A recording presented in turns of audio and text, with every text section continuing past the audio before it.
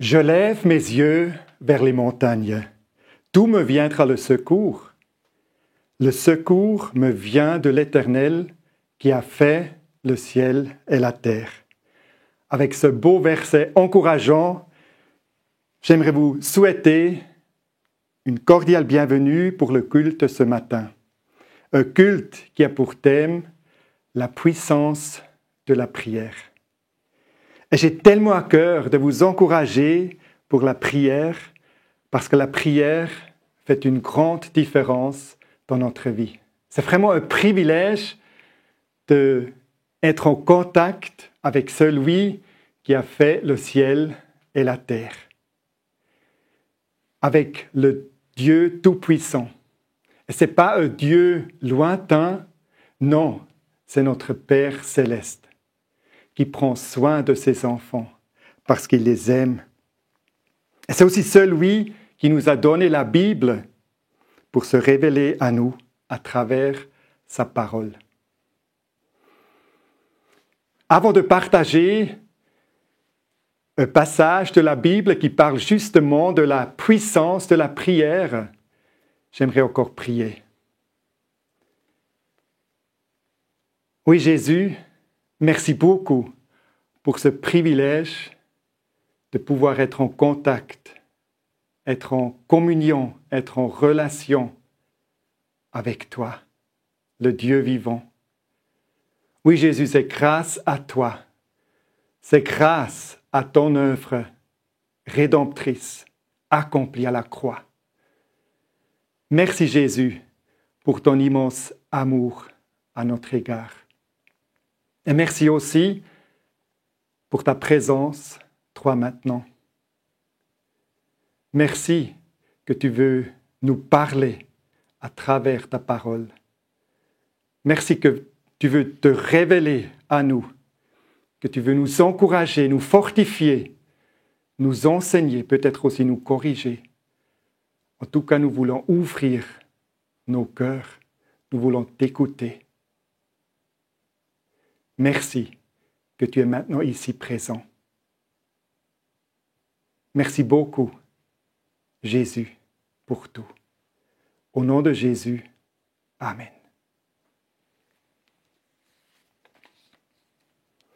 Maintenant, je vous invite à ouvrir votre Bible et lire avec moi dans Acte 12, les 12 premiers versets du chapitre.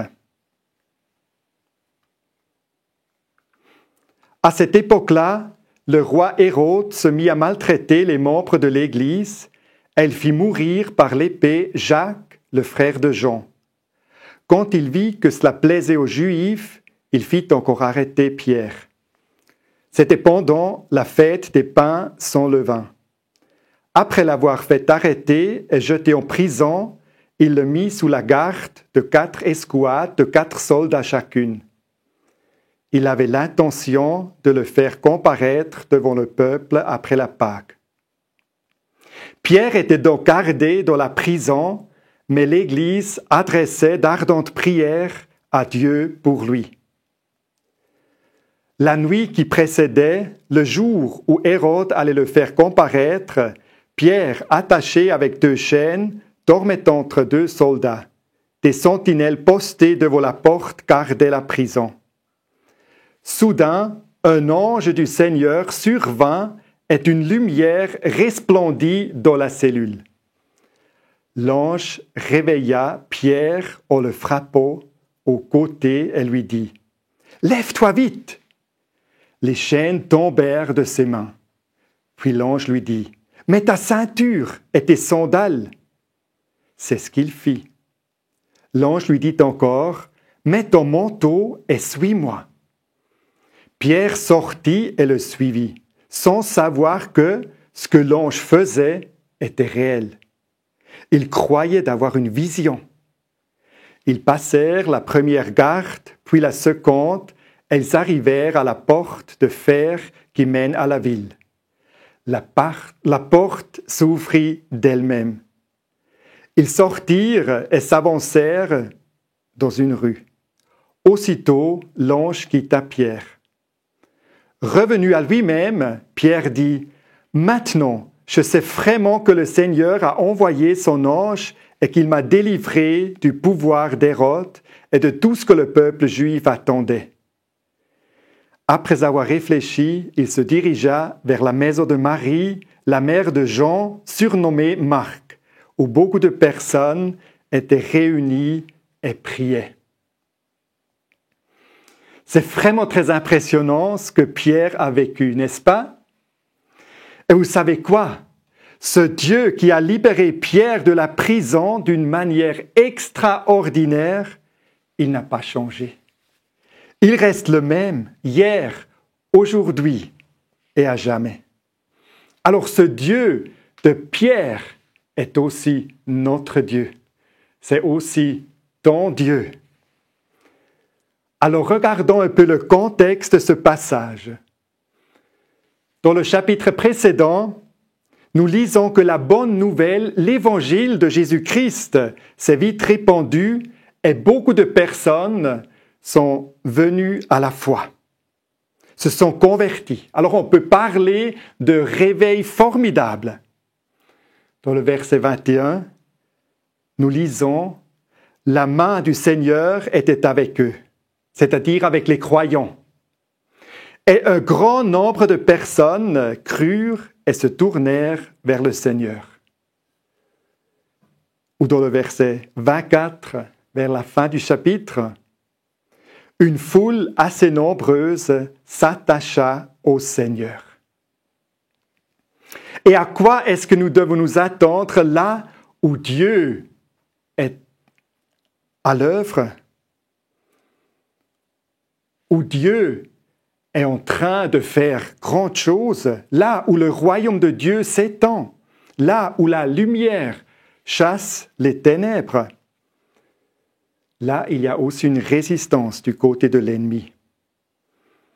Les 3 premiers versets le montrent clairement.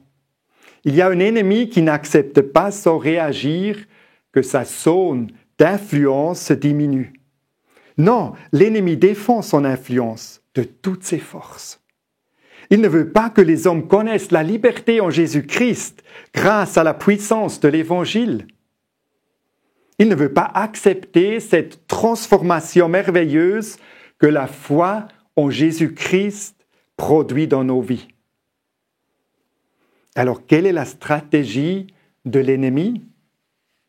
Dans le texte que nous avons lu, nous pouvons voir qu'il utilise parfois des personnes de notre entourage pour nous rendre la vie difficile, pour vraiment nous déranger.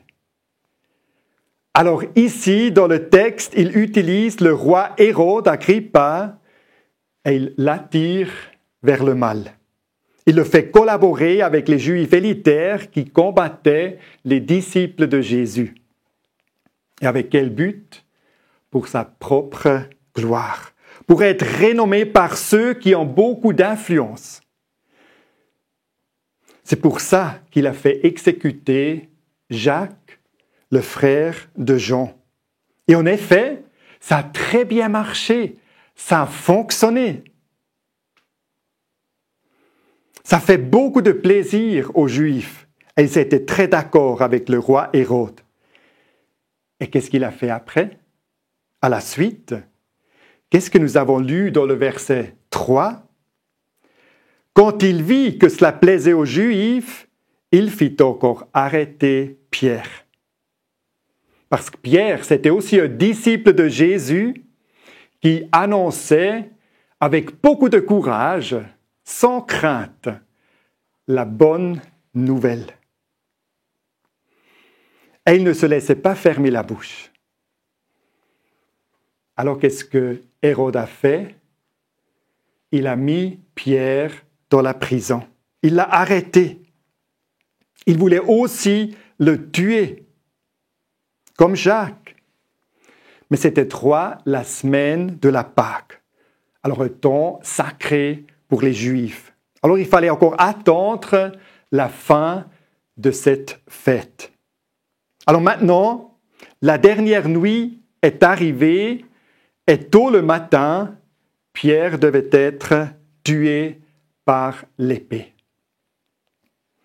Alors, de point de vue humain, c'est vraiment une situation sans aucun espoir. Pierre n'avait aucun contrôle sur sa vie. Il ne pouvait pas se défendre. Il ne pouvait même pas bouger. Il était bien gardé par ses soldats. Imaginez-nous. Il était même attaché par des chaînes à 2 soldats. Alors, aucune chance de se libérer. Aucune chance de s'aider soi-même. Alors, nous pouvons vraiment dire une situation désespérante.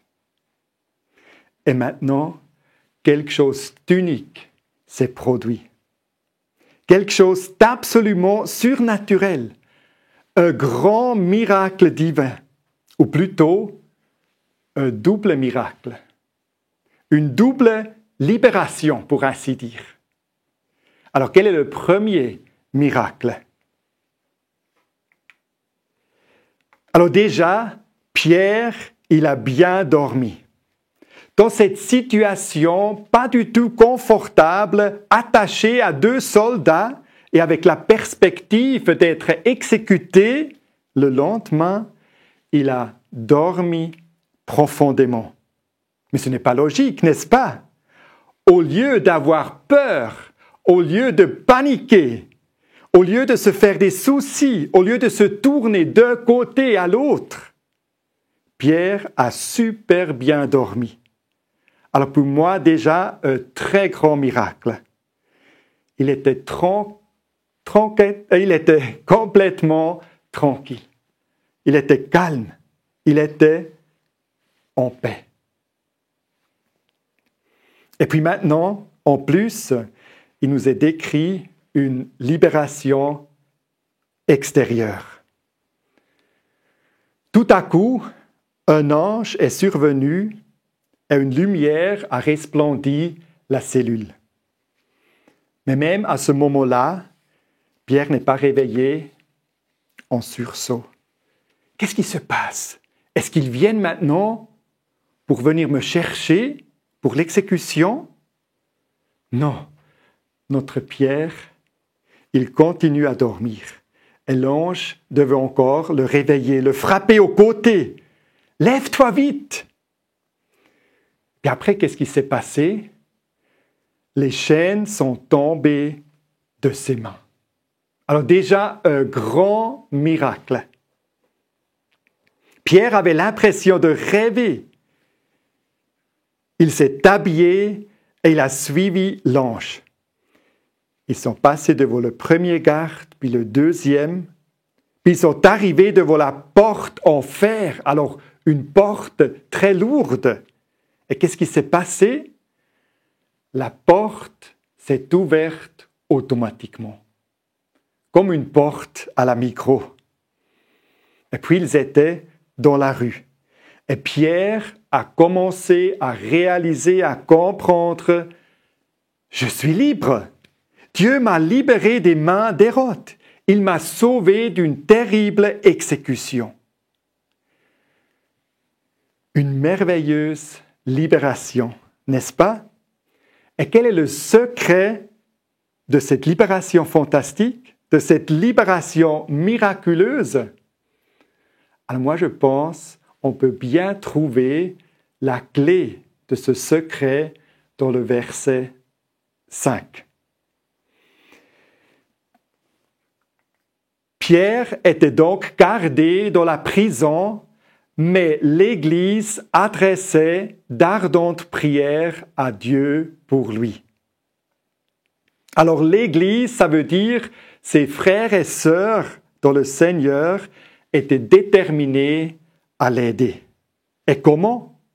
Est-ce qu'ils ont organisé une attaque contre la forteresse de la prison? Ou est-ce qu'ils ont collecté de l'argent pour séduire Hérode? Non, ils n'ont pas usé de la violence. Qu'est-ce qu'ils ont fait? Ils ont organisé une réunion de prière. Ils se sont rassemblés pour une nuit de prière afin de libérer Pierre de la prison. Alors, ils ont prié pour libérer Pierre de la prison. Est-ce que ce n'est pas ridicule? Non, c'est très clair dans ce texte que nous venons de lire. La prière est une grande puissance, est une grande force. La prière a des effets miraculeux. La prière fait vraiment une grande différence. Oui, Pierre, il était complètement calme. Il dormait profondément. Il était en prison, mais intérieurement, il était totalement libre. Pierre était donc gardé dans la prison, mais l'Église adressait d'ardentes prières à Dieu pour lui.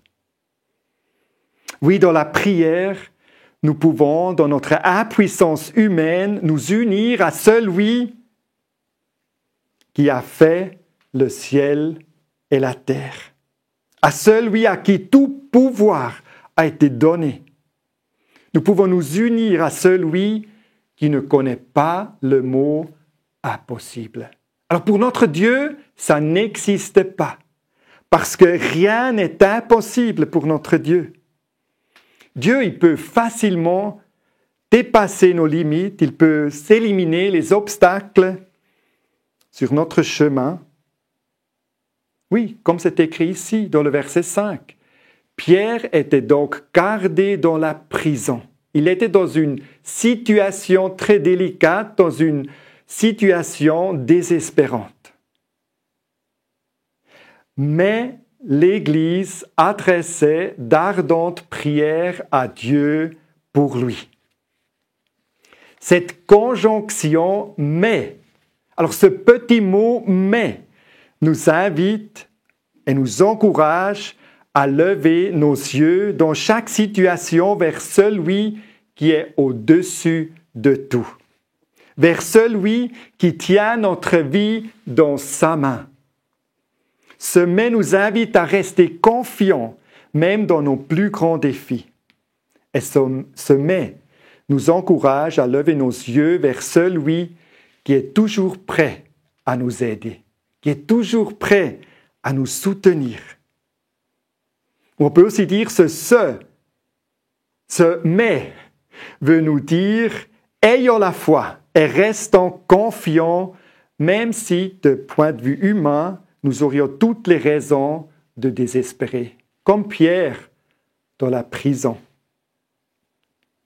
Alors la prière détourne notre regard des problèmes pour le diriger vers celui qui a toujours une solution ou qui a toujours des solutions.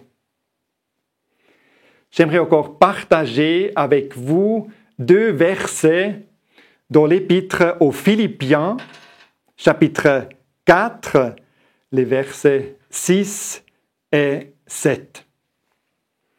C'est l'apôtre Paul qui a écrit cet épître. Et ce qu'il a écrit a été inspiré par l'Esprit de Dieu. Ne vous inquiétez de rien, mais en toute chose, faites connaître vos besoins à Dieu par des prières et des supplications dans une attitude de reconnaissance. Et la paix de Dieu, qui dépasse tout ce que l'on peut comprendre, gardera votre cœur et vos pensées en Jésus-Christ. Alors, la prière, c'est comme la respiration. Nous expirons le dioxyde de carbone qui ne nous fait pas du bien et nous inspirons de l'oxygène qui nous fait beaucoup du bien. Par la prière, nous expirons nos soucis. Nous expirons nos peurs, nos inquiétudes, nos chagrins, nos angoisses. Tout ce qui ne nous fait pas du bien. Et qu'est-ce que nous inspirons? Nous inspirons, pour ainsi dire, la paix bienfaisante de Dieu. C'est cette paix que Pierre a expérimentée dans la prison. Il savait, ma vie n'est pas dans les mains d'Hérode Agrippa. Non, ma vie est dans les mains de mon Sauveur, de mon Dieu, de celui qui a le contrôle sur ma vie. Et ce n'est pas Hérode Agrippa qui aura le dernier mot. Non, c'est toujours Dieu qui a le dernier mot. Et justement, cette paix, ce calme au milieu d'une tempête violente, c'était le résultat de la prière, de la communion avec Dieu. Un résultat de ces prières, je suis sûr que Pierre, dans la cellule, dans la prison, il a aussi prié. Il était au contact tout le temps avec le Dieu vivant, avec le Dieu tout-puissant. Et en même temps, aussi, les frères et sœurs, l'Église a prié. Et cette paix intérieure de Pierre, c'est aussi un résultat des prières de ses frères et sœurs. Oui, la prière fait une grande différence dans notre vie. La prière est une puissance, une force que nous ne voulons pas sous-estimer. L'apôtre Jacques écrit dans son épître, dans le chapitre 5, le verset 16, « La prière du juste agit avec une grande force. » La prière du juste agit avec une grande force. Quelle promesse merveilleuse! Aussi pour toi, aussi aujourd'hui. La prière de celui qui est justifié par l'œuvre rédemptrice accomplie par Jésus-Christ agit avec une grande force. Alors, sois beaucoup encouragé dans ta situation présente. Moi, je pense que tu n'es pas forcément dans une prison. Oui, peut-être, c'est plutôt une prison intérieure. Il y a peut-être aussi des choses qui te préoccupent, des choses qui t'inquiètent. Sache que la prière a la puissance, la force de te libérer intérieurement et de t'apporter une paix bienfaisante.